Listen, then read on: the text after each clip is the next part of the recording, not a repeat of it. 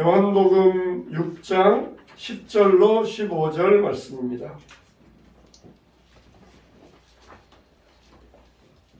신약성경 152페이지 152면 요한복음 6장 10절로 15절 말씀입니다. 요한복음 6장 10절로 15절. 자, 우리 다 같이 한 목소리로 시작. 예수께서 이르시되 이 사람들로 함께하라 하시니 그곳에 잔디가 많은지라 사람들이 앉으니 수가 5,000명쯤 되더라. 예수께서 떡을 가져 축사하신 후에 앉아있는 자들에게 나눠주시고 물고기도 그렇게 그들의 원대로 주시니라. 그들이 배부른 후에 예수께서 제자들에게 이르시되 남은 조각을 거두고 버리는 것이 없게 하라 하시므로 이에 거두니 보리떡 5개로 먹고 남은 조각이 12바구니에 찼더라. 그 사람들이 예수께서 행하신 이 표적을 보고 말하되 이는 참으로 세상에 오실 그 선지자라 하더라. 그러므로 예수께서 그들이 와서 자기를 억지로 붙들어 임금으로 삼으려는 줄 아시고 다시 혼자 산으로 떠나가시니라. 아멘. 디베레아 광야에서 행하셨던 주님의 은혜와 기적이 여러분의 가정에도 심령에도 일어나게 되시기를 축복합니다. 예수님께서 광야에서 야외에서 5,000명을 두고 설교하셨을 때 얼마나 예수님께서 큰 소리로 하셨을까요? 옛날에는 목사님들이 다 목이 쉬어 있으셨어요. 지금처럼 마이크가 없으니까 사람들에게 마이크 없이 육성으로 설교하다 보니까 대개나 목사님들이 목이 쉬어 있으셨어요. 예수님도 이 광야에서 5,000명을 두고 설교하셨을 때 그의 음성이 어떠셨을까요? 우리가 예수님 음성 듣기를 사모하고 있잖아요. 이렇게 예수님께서 5,000명을 먹이신 다음에 어떻게 했습니까? 이들이 사흘 동안 굶주렸다고 했어요. 마가복음 9장에 보면은 이들이 사흘 동안이나 굶주렸더라 그랬습니다.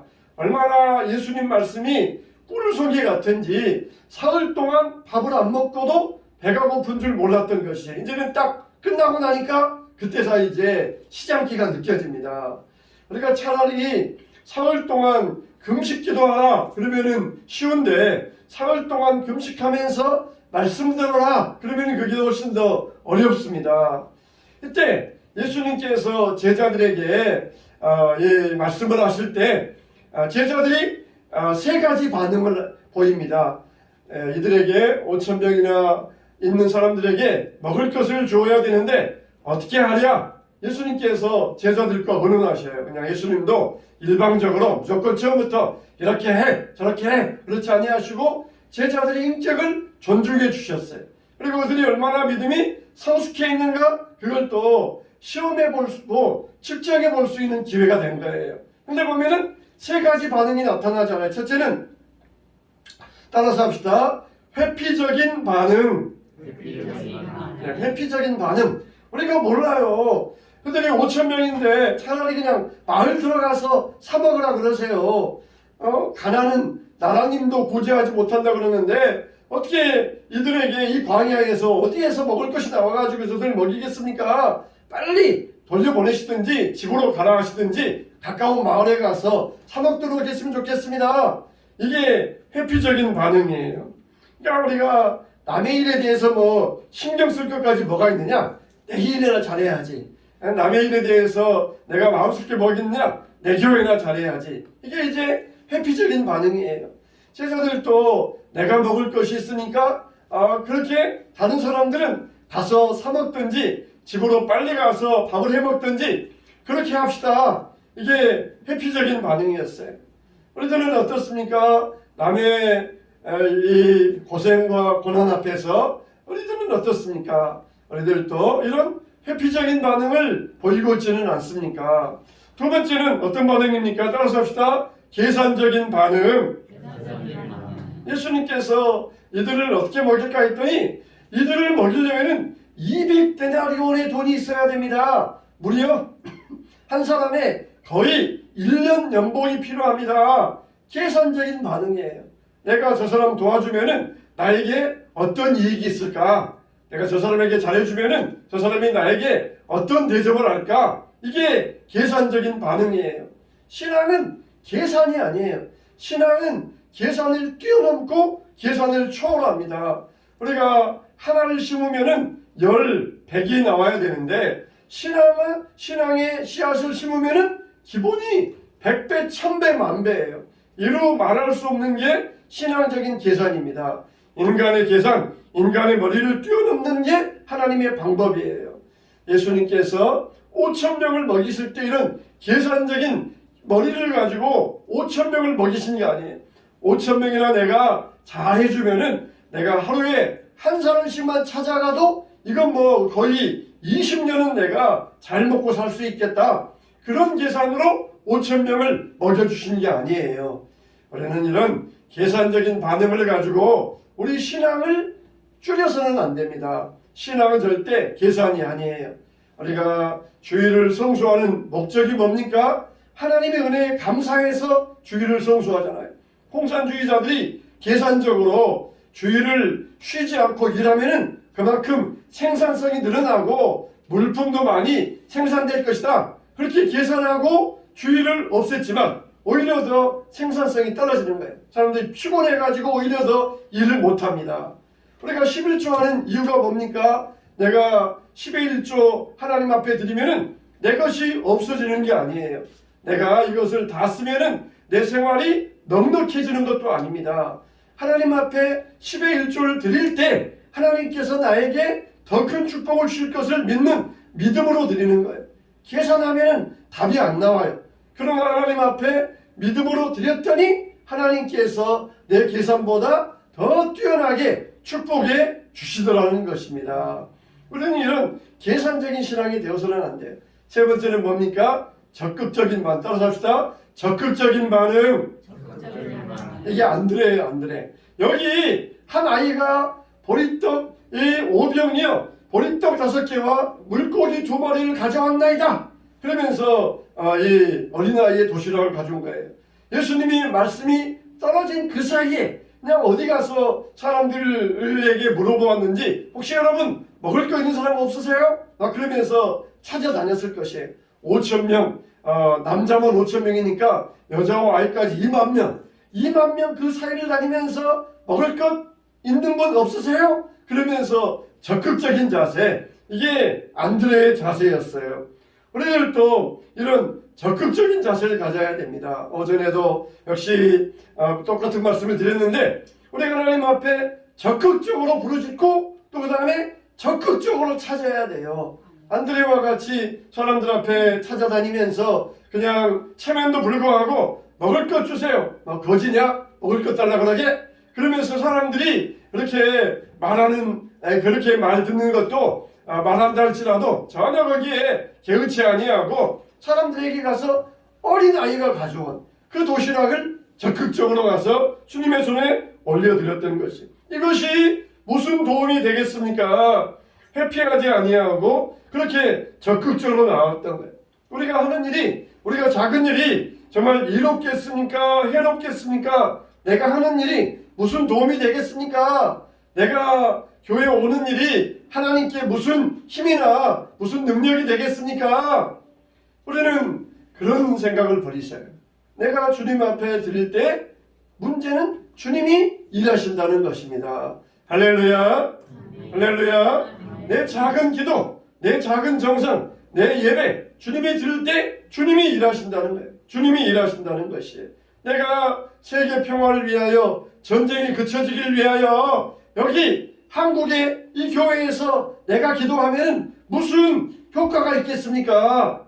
그거는 인간적인 방식이에요. 그러나 우리 문제를 주님 앞에 올려드릴 때, 세계 평화를 주님 앞에 올려드릴 때 주님께서 일하신다는 것이에요. 주님께서 받아주시고 주님께서 책임져 주신다는 것이에요. 여기 이 작은 아이의 도시락, 이게 5,000명에게 무슨 도움 되겠습니까? 인간적인 기사들은 아무런 도움 안 돼요. 그저 그림의 떡밖에 안 됩니다. 한번 찾아보고 지나가는 그림의 떡밖에 안 되지만 주님께 올려드렸더니 주님께서 책임져 주셨어요. 가나 혼인잔치에서도 포도주가 떨어졌나이다. 이제 문제를 예수님께 맡기니까 예수님께서 포도주 만들어주시는 표적을 보여주셨어요. 히스기야가 병에 걸려가지고 이제 내가 이제는 죽을 것이다 그랬지만은 하나님 앞에 자기 문제를 올려드렸어요.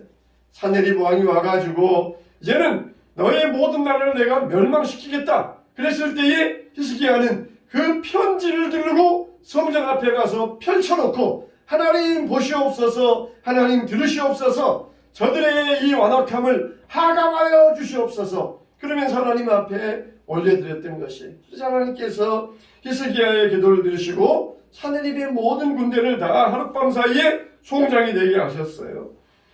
오늘 우리가 이 오병이어의 기적의 말씀 보면은 여기에서 우리가 몇 가지 기억해야 될 말들이 있는데, 먼저 보니까 예수님께서 제자들에게 이 사람들을 사흘이나 굶었는데 그냥 돌려보내면은 지칠까 하노라, 그런 이유예요.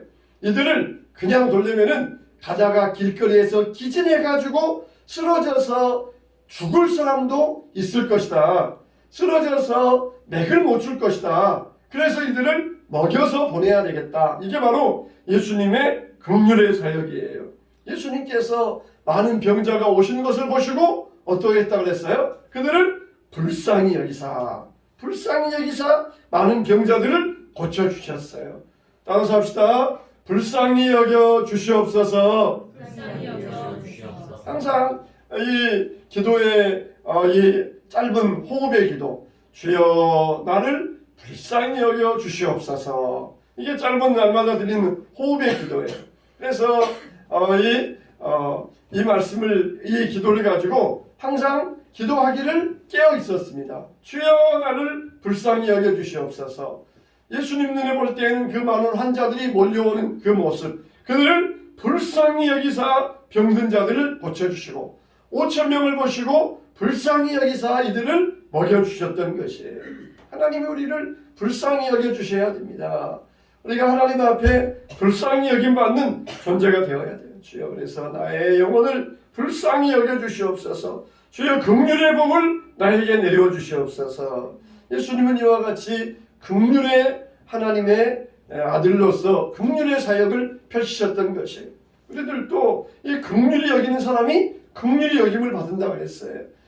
그 다음에 이들에게 안드레가 온 안드레의 수고가 있습니다. 안드레가 와서 이 보리떡 2마리, 이 보리떡 5개와 물고기 2마리를 가져왔나이다.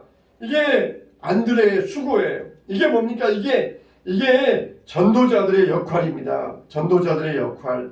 어떤 사람이 눈을 떴다, 어떤 사람이 병이 치료되었다, 그 뒤에는 반드시 예수님과 연결시켜주는 전도자들, 중보자들이 있어요.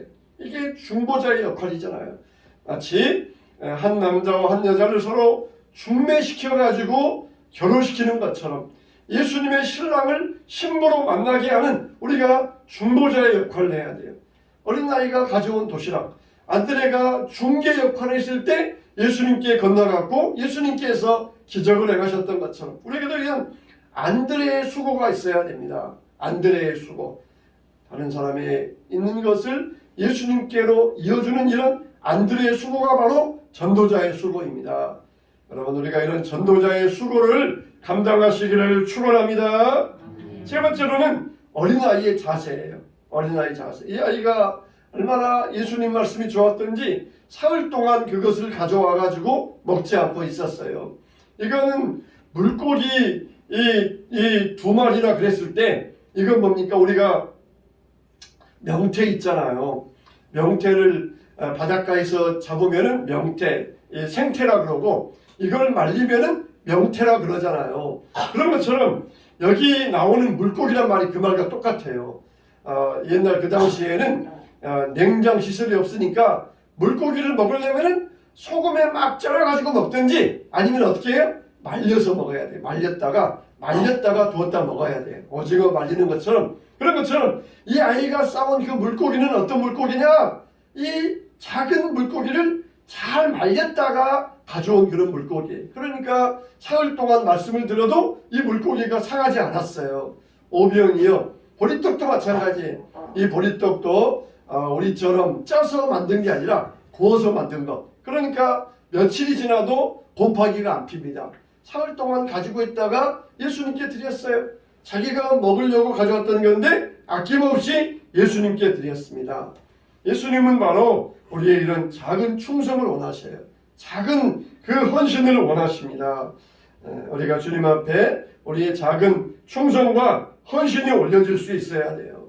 네 번째로는 축사하시는 예수님의 모습입니다. 감사하시는 예수님의 모습이에요. 그 작은 음식을 보시고 정성을 다해서 감사하는 그런 모습.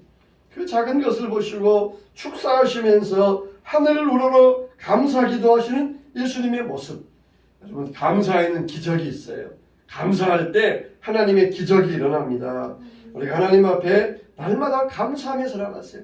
우리가 5,000명을 두고 작은 것을 가지고 기도할 때, 감사하며 기도할 때 하나님이 역사하셨어요. 우리는 맛있는 고기를 두고도 별로 감사하지 아니하고 오히려 이거 한우야? 이거 수입산이야? 그러면서 따지려고 그러잖아요. 맛있는 음식을 두고도 이게 얼마나 된 음식이야? 이거 곰팡이 피고 썩은 건 아니야? 그러면서 우리는 따지려 하잖아요. 근데 예수님은 그 작은 것 앞에서도 보잘것없는 앞에서도 하나님 앞에 감사했을 때 그 감사가 기적을 일으키는 거예요.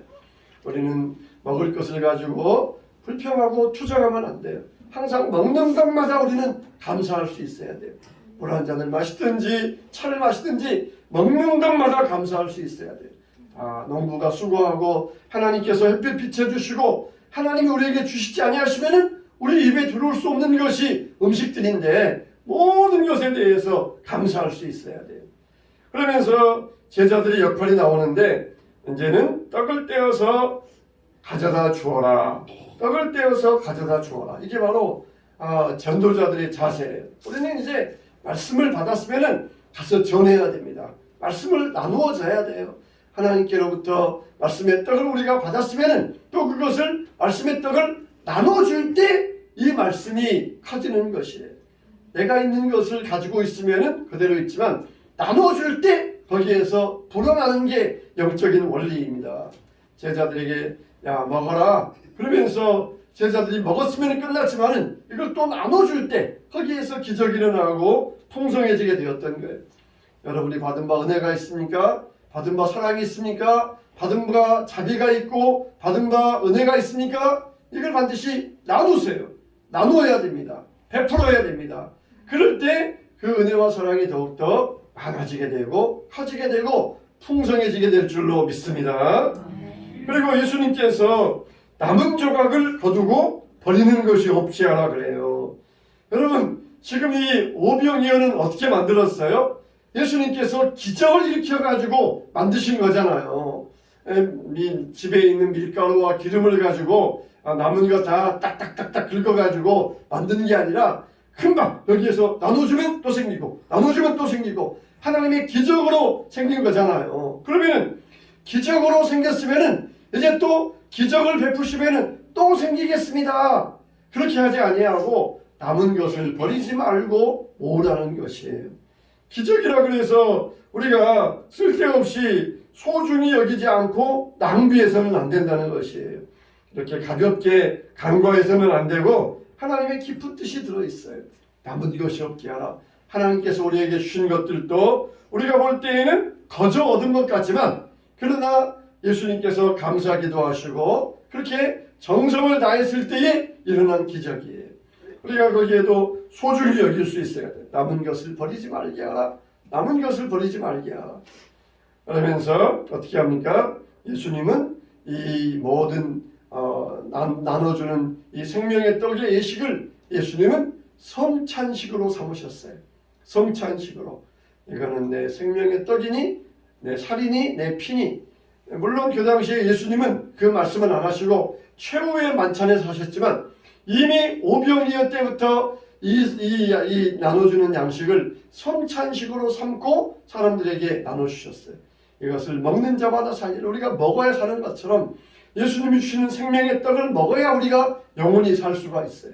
말씀을 먹어야 우리 영원히 살게 되는 것입니다. 예수님께서 사흘 동안이나 영적인 양식을 먹여주시고 이제는 그 다음에 이들에게 육적인 양식도 먹여주시면서 영혼이 살았으니까 이제는 육신도 살아야 된다. 영육 간의 생명으로 성찬의 은혜를 베풀어주고 계셔요. 여러분들 정말 영혼이 잘됨 같이 범사에 잘되고 강건케 되시기를 축원합니다. 예수님은 우리에게 영혼의 양식도 주시고 육신의 양식도 주시고 우리 범사를 형통하게 하시는 하나님의 은혜인 것입니다. 오늘 또 우리가 광야에서 식탁을 베푸신 하나님, 광야에서 이 남자만 60만 명이 그 광야에서 먹을 것이 없을 때 하늘에서 만나와 메추라기를 내려주시어서 먹이신 하나님, 정말 그 광야에서 이 곡식을 추수할 수도 없고 다른 나라에 가서 물건을 사올 수도 없고 다른 나라는 다 문을 닫아가지고 이스라엘과는 담을 쌓고 있으니까 사올 수도 없고 그렇다고 해서 다른 나라 침략해가지고 양식을 뺏어올 수도 없고 그냥 하나님만 바라볼 수밖에 없는 곳이 바로 이 광야였어요. 근데 거기에서 하나님께서 만나와 메추라기를 내려주셔서 먹여주셨던 것처럼 이제 예수님께서 새로운 생명의 공급자로서 오셨다는 것을 분명히 보여주셨어요. 우리는 오직 예수님을 통하여 영적인 생명도 얻고 육신의 생명도 얻을 수가 있습니다. 오늘 영적인 생명, 영적인 말씀을 저와 여러분들이 먹고 마셨다 그러면 우리의 육신의 생명도 주님의 능력으로 강건해져야 됩니다. 우리 육신의 생명도 주님의 능력으로 힘이 넘쳐야 됩니다.